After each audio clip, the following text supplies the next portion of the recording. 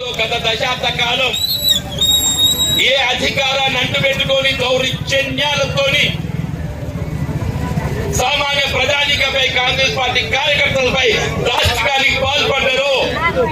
మళ్ళా TRS party నాయకులు ఏదైతుందో, మళ్ళా కాంగ్రెస్ పార్టీ ముసుగులో ఏదైతుందో మన రాజ్యాధికారం చేసి ప్రయత్నం చేసి నేను ఈరోజు జీవన్రెడ్డి గారిని సూటి ఒకటే ప్రశ్నిస్తా ఉన్నాను. అసెంబ్లీ ఎలక్షన్ లో మిమ్మల్ని మా నాయకులు ప్రజలు ఓడగొట్టిన తర్వాత మళ్లీ కాంగ్రెస్ పార్టీ మీకు ఎంపీ టికెట్ ఇచ్చినప్పుడు ఎంతమంది బీఆర్ఎస్ నాయకులను మీరు కండవ కప్పి చేర్చుకోలేదండి? అంటే మీరు కండవ కప్పి పార్టీలో చేర్చుకున్నప్పుడు మీకు ఇవన్నీ జ్ఞాపకం రాలేదా? పాత కాంగ్రెస్ నాయకులు మా నారాయణ రెడ్డి అనో ఇట్లాంటి వాళ్ళందరూ పాత వాళ్ళు ఉన్నారు, మరి వాళ్ళకి ఇబ్బంది అవుతుందని చెప్పి ఆలోచన రాలేదా?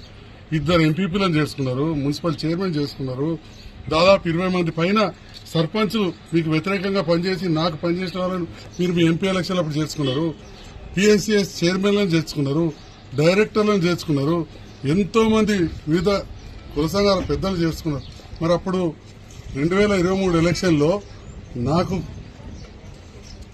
పెద్ద ఎత్తున మద్దతు ఇచ్చిన నాయకులను మీరు ప్రభుత్వం వచ్చిందని చెప్పి మీకు అన్ని రకాల చూసుకుంటామని చెప్పి మీ ఎంపీ ఎలక్షన్లు అప్పుడు మీరు పార్టీలో జాయిన్ చేసుకోలేదా?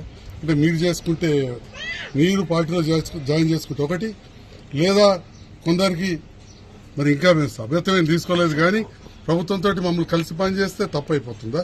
ఇది నేను జీవన్రెడ్డి గారు సూటిగా ప్రశ్నిస్తున్నా. ఎందుకంత అసహనం వ్యక్తం చేస్తున్నారు పెద్దలు?